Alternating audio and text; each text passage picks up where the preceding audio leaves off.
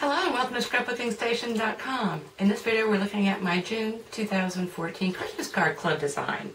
And I call it the Flip Snowflake because it looks like this on the front and then it opens up to show a little bit more embellishing on the inside. So we got this little flip going on.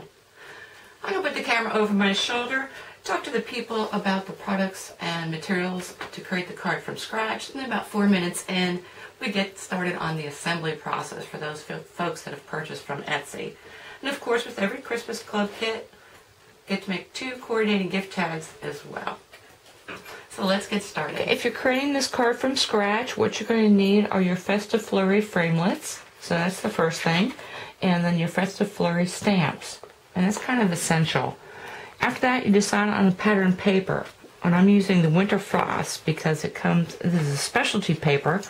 And so it comes with these metallics and also plenty of patterns that I can use in this design. And nextly, depending on what pattern paper you chose, your base card is probably the most other important thing. So this is an Island Indigo, but with my card kit I also use the Pool Party for my second card. Of course, I've got my silver metallic cardstock as well. And then whatever color you choose, it would be good to have the ink, but it's not necessary. I think you can do all the same things with your Versamark. And then as we look at the die cuts that we're going to need, I've got a white embossed Snowflake, of course ink on the same color cardstock, and then silver as well. So put that out there, and now let me just talk a little bit about the embellishments before we get into the actual structure of the card. And so I've got the white baker's twine, I've got rhinestones for the Pool Party, and I've got pearls for my Island Indigo. And we'll look at that later on, and of course dimensionals. Now, the structure of the card, and as always I leave you with this laundry list of what needs to be cut out. And so let's look. Because this is half a piece, ignore the pattern paper for now. This is a half sheet of 8.5 by 11. And so this is my Island Indigo. And your base card, let's separate this out, is 5.5 tall by 6 1/4. And then you want to score it at 3 inches from the right, and then an inch further. So that would be 4 inches from the right. And then what you're going to do is position your pattern paper to fill this, and I've got the measurements for those, both these panels, but you can kind of figure it out on your own. Attach those, but only attach those on the edge. And then you want to do little half cuts, half die cuts. And right now it would be really good to have your magnetic platform, because that makes it easy peasy.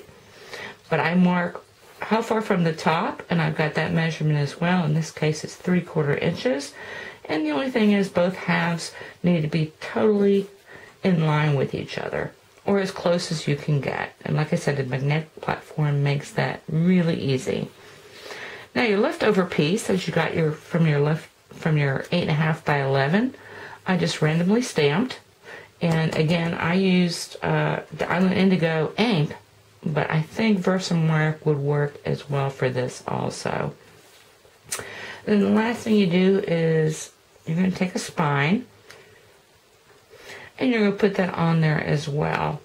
Now, if you don't know how to cut these halves, or if you want to see more techniques or whatever, right after I upload this video, I'm going to include another. It's going to be called Flip Fancy Fold Card Design. And you can see where you can use the same design to do all kinds of fun things. And I take you through a little more detail. I actually cut my die cuts in half and take it from there. Okay, I think we're ready to go, other than the tags that are included with my card kit, but if you can cut all this out, you can make these tags. So let's get back together with the people with my card kit, and we'll start putting this together. Okay, let's take a look at what comes in your envelope. First thing, you're going to have a tag bag, and I just want you to put this aside. This is what we're going to do your 2 gift tags with. And so we don't want to get that confused with everything else. Of course, you've got 2 envelopes. let's put that aside as well. And then here's a little embellishment bag. So you've got your pearls and you've got your rhinestones and you've got some dimensionals. And then in a little baggie, we're going to put that aside as well. And the easiest thing to do, although I think I've grouped them together, is actually turn this over. So the first thing you want to do is separate out everything dark. Dark stripe. But all these things that are dark need to go here. And we're going to put the silver aside as well. We're going to put the ribbon aside as well. And then you should have light, and 2 more of these. I want you to take one each silver and split it. And so I am going to work with, let's see, once you got this separated like this, let me turn these over. And I actually struggled with whether I was going to die cut the pattern paper separately or together, and I just thought I was going to put it together. This way I'd make sure it's right on the mark. So let's work with this one first. So let's get all these elements away, and now we're ready to start assembling.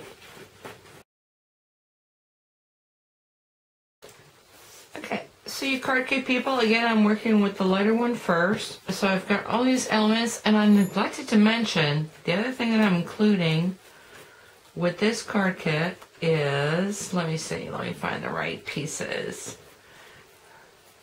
The 2 scraps that fall out of this interior, and I will use them or not use them. Anyway, that is to be saved for later, so just put those aside as well.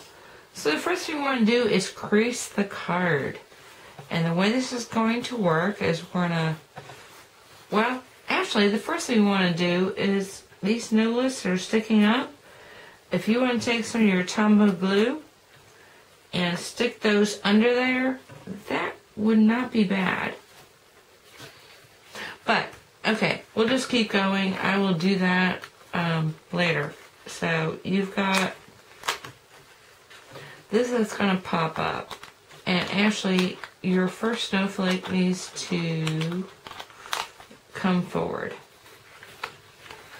because we are going to turn this over, and it's actually easier to press down this way and make sure your snowflake is coming up that way.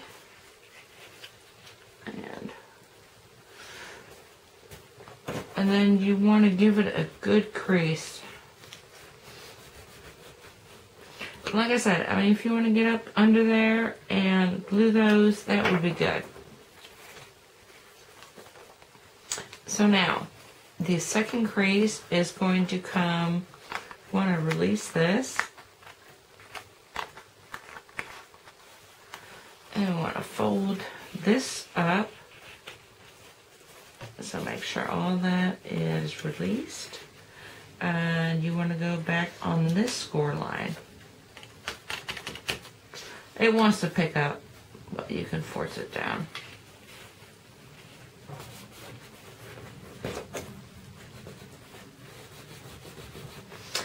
And I'm just using a bone folder. Anyway, so when you get done doing that, for the base card design, that's pretty much the flip. And so the next thing we're going to do is I'm going to secure the spine. And your spine is the metallic. And this light one goes with this design, and the darker and the stripe goes with the other. And I'm building that as we go. So I am just going to glue around the edges and get this down there. Okay, so now you've got that. Let's see. Yeah, like I said, the first couple times you manipulate it. Oh, sorry, that has to go that way. And now your flip is getting a little more expressive. Okay, let's work on the front. And the easiest way to work on the front is to bend this over and flip this whole thing over. And so what I want to do with the front now is I want to take my printed snowflake, and I want to glue it right into those ridges. And so I'll be back with that. If I turn this back over, the edge that you want to be concerned about is this one needs to be spot on. And this one, when you fold back your top, it should look something like that. And now we're going to work with this strip. And so I think I've got about 1.5 inches, and this is, oh my gosh, 2.25 inches. So you got some room to spare. And actually, I'm going to go cut off 1/4 inch of this, and that's totally up to you. That's going to fit right there and there. So let me strip this out. And actually, my other example I'm going to show you is I am making strips of all of this. So let me do that first. So I'm still predominantly concerned with the front of my card. So I have cut my printed cardstock. First off is 1.5 inches, sliced this way. Then I've got another 1/2 inch, and then I've got 1/4 inch. And what I'm going to do now is take this and move it across this. And I'm going to leave just a little bit so I can overlap my pattern paper. So I can cut this a little bit short of 2.25, and then I will have enough remaining to go ahead and cover this side as well. And then the other thing I'm going to do, because I'm going to have this going across, because I don't have that inch there, I'm going to put this other printed snowflake pattern right in the center of my spine. So let me do that. We'll be back. Okay, so I attached the center strip, and I also split these. So I've got one of this border on each side, on the outside and on the inside. And once again, let me just flip it over really quick. So this is where we're at. And now you want to kind of focus on the center point. Now the silver strip, if you want to put that in there, what I recommend, I try and do a really good job about edging it, but I would definitely mark off here and then split it. Because you can see, that side's good, and as is this side's a little bit shy. So, like I said, cut it and use it if you want to. What I'm going to do is I'm just going to adhere this snowflake, and here's the important thing. You need to stay within these parameters. So I think if you pretty much center the highest points of your snowflake, they will fit right inside these two halves. So I'm going to attach that, but I'm just going to attach it in the center because this raises it up quite a bit. So I'm going to do that here. And the other thing I wanted to show you, if you just attach this strip here, if you're one of those people that like to insert gift cards, this is a great gift card. Yes, I know it will kind of stick out here, but I don't think that's a bad thing. Okay, so let me put this on, and then we're going to talk about these rhinestones. Okay, so I attached this embossed snowflake just on the spine again, making sure that I am free from all these edges. And then I actually intended to tie the bow around this end, but I attached it before I did, so that's something else to keep in mind. Then you can see I've added some of these rhinestones, so I just put them in the center of these snowflakes. And when I flip this over, the last thing I want to do is add one of my bigger snowflakes in here. And I just want to talk about whether you're dealing with the pearls or the rhinestones, you're better off sketching, and that will pull off the glue as well. Of course, you can always go back and glue the bottom of this, but I'm just going to position that right there in the center and move it a little bit.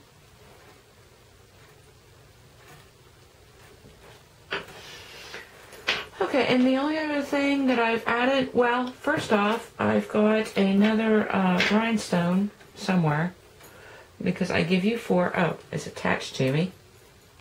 So I got this rhinestone that I'm saving for my tag, and I'm going to save one of the smaller pearls for my tag as well. But the other thing is, since I didn't use this silver snowflake to back this card, I'm going to put it here. And like I said, and my salutation would probably go in there for Christmas. And then once again, you can be over this back edge. Actually, you can be way over this back edge. So if you want to pop that in there and do something like that, you're perfectly good to go.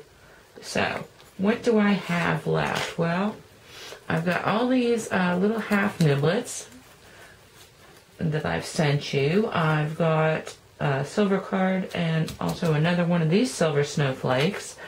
And I've got a ton of ribbon because I think I give the kit 24 inches, and I just tied a little bow. So let me just show you what I've done on the darker card. Okay, let's take a look at the second one. So for the second one, this is the Island Indigo, and of course this pen and paper is already there.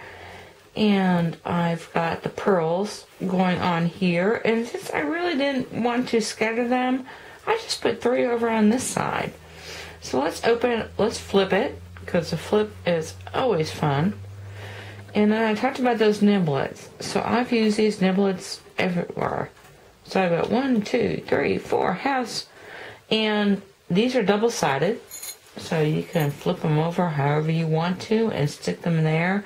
And then I just used a 1/4 inch of this piece. And you don't need a paper trimmer. If you wanted to just take a ruler and use your pencil, mark a line, you can cut as many strips of this as you want. So I've got all this left over.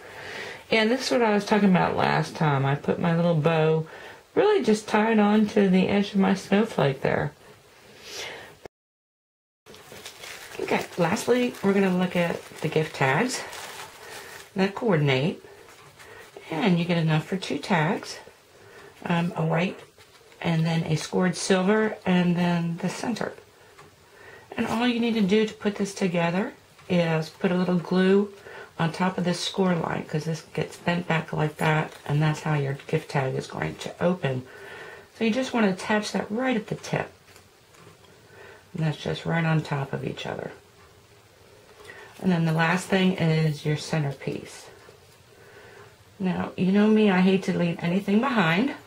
So I had several dimensionals. Of course, I had some of my cardstock. I had half a snowflake. And the only thing I meant to save was the actual 1 rhinestone and 1 pearl.